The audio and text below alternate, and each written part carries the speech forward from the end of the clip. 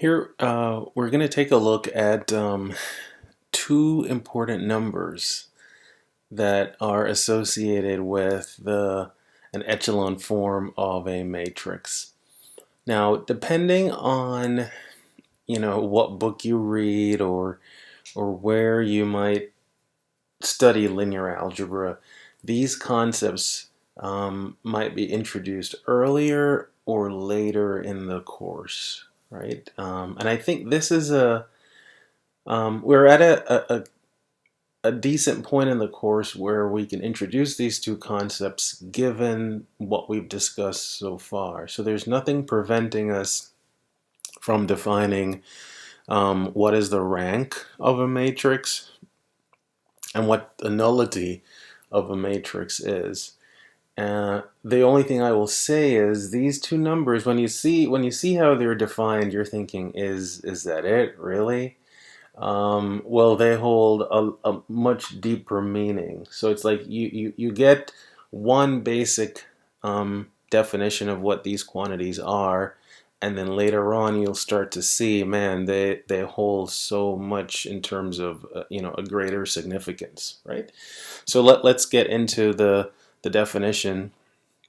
Um, and in fact, let me state the definition, or I guess two definitions first, and then we'll just look at a couple examples. I think when you see how these quantities are defined, you're thinking, man, this is interesting. Okay, so let A be an M by N matrix, right? So we have an M by N matrix. So you can think of this A as just the coefficients of the linear system. So not the B's, not the constants, but just the A11 through dot dot dot the AMN, right? So the rank of A, and this is how it's denoted, right? It literally there's no abbreviation. It's just rank, and then you put the name of the matrix in parentheses. So it's read, the rank of A is the number, so that's a count, is the number of pivots in the either the reduced row echelon form of A or the row echelon form of A or the reduced row echelon form of A.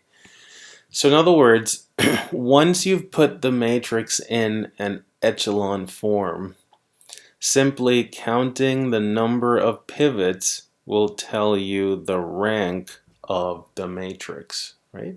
See, I told you it wasn't anything like fantastical. It's simply, we have the procedure, the REF or the RREF. Having done that procedure, doing a simple count will give us the rank, right? And the nullity is defined in a similar way. So the nullity of A, and probably the most standard notation for the nullity, you just abbreviate it to NULL. So the nullity of A, denoted like this, is the number of non-pivots or free variables. Let's use that phrase, free variables. Again, in any echelon form of A. So in any echelon form of A, and that's our nullity, right? Now, if you think about it, so in fact, let me do an example here, and let's see. So let's say, and what I'll do is I will write the the matrix, just the coefficient. So if A is equal to, and then I'll give an example when it's already in an echelon form. So we don't have to go through our row operations. I think we're becoming much better at that. So that part we've pretty much mastered. But let's say your system looks, or your matrix, just the coefficients are like this. And then like this. And let's say that's 6. So here we have our matrix. And notice this is a 3 by 5. So this is a so this is a 3 by 5 matrix. So again, as a system, it would have 3 equations but 5 unknowns. Let's see if we can identify the rank and the nullity of this matrix. Right? Well, as we've done many times, let's go ahead and identify the pivots as, I'll just circle them in red. So remember, your pivots are the leading ones essentially in each row, right? Because in our definition of an echelon form, we require that the pivots be 1. So that would be a pivot. This would be a pivot. This would be a pivot, right?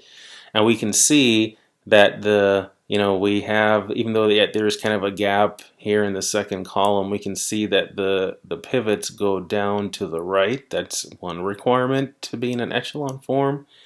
And to be in row echelon form, the entries below each pivot would have to be 0, right? And you might say, well, there are no entries below this pivot of 1, and that's fine, right? It's just that if there is an entry below a pivot, then these entries have to be 0, which they are. So, looking at what I have circled, well, I have 3 pivots circled there, so the rank of this matrix is 3.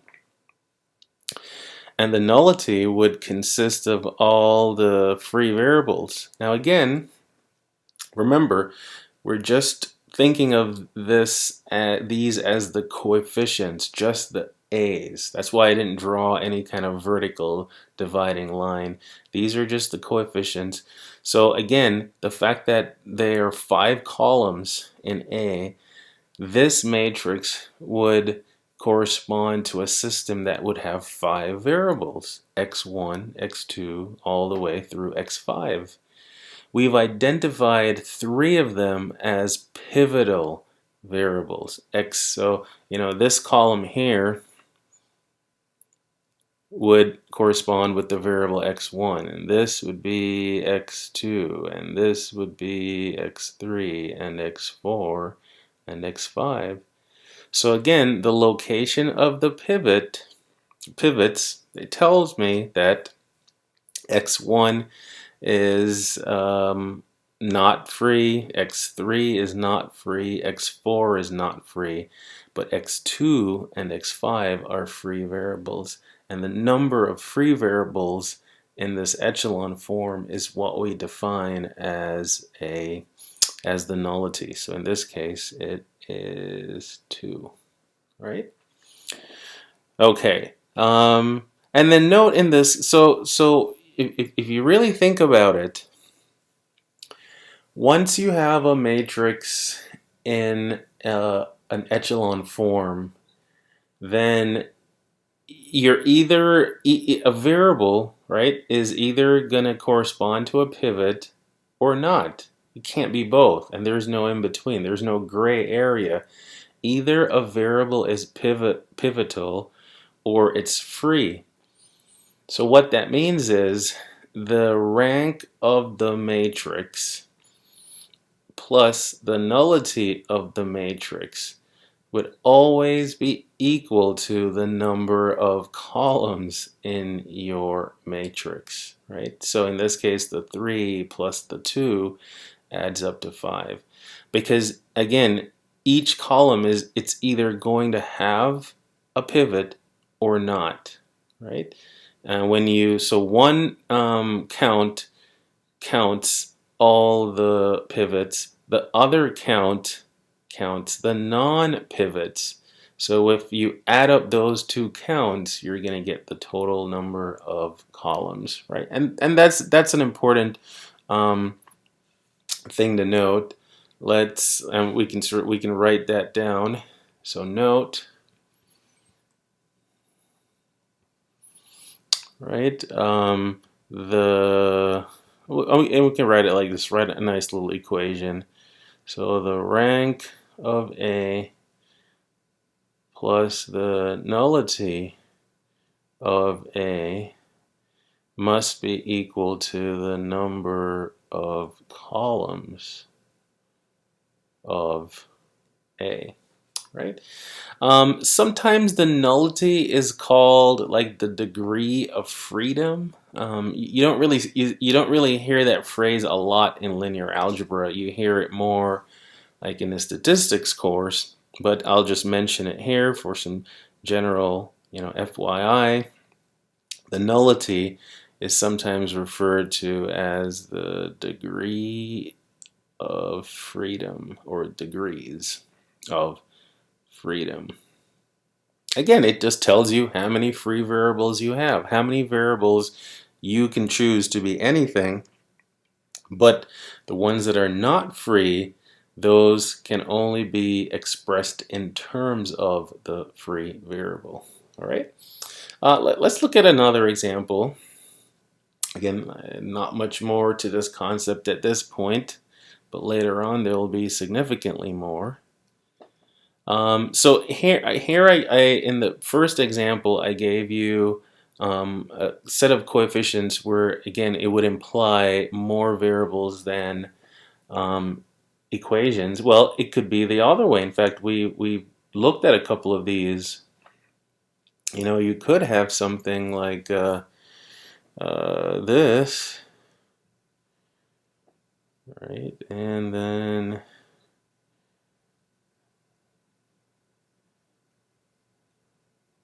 there, and then something like that.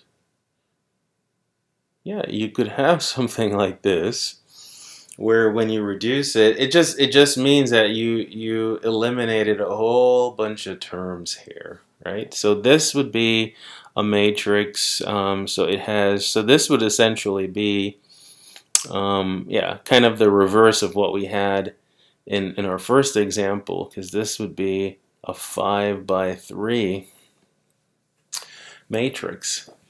And so again, I know this in terms of pivots, right? So pivots are leading non-zero entries, and in our definition, we make them 1, so that's these two, right? And then there is no pivot in the second row, right? Because you can't have two pivots. I'm sorry, second column.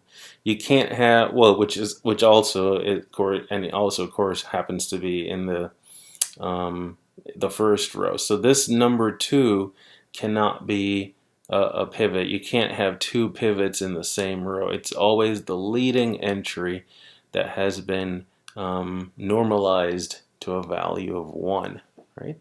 So what can we say about the rank of this matrix? Well, there are two pivots and the nullity. Now I've been writing out the word nullity again. It can be abbreviated like that, and that in this case there's only one free variable, which would be x2, right? And again, you can see that when I sum the rank and the nullity, I get the total number of columns in the matrix, right? So that's the basic idea of the rank and the nullity. Again, not earth-shattering at this point. It's just two simple definitions that it kind of forces us to utilize the skill, where we have to identify what a pivot is and what a free variable is.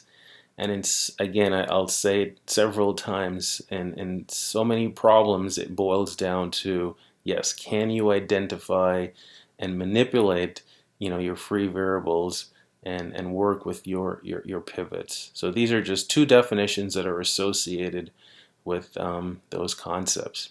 So I will see you in another video.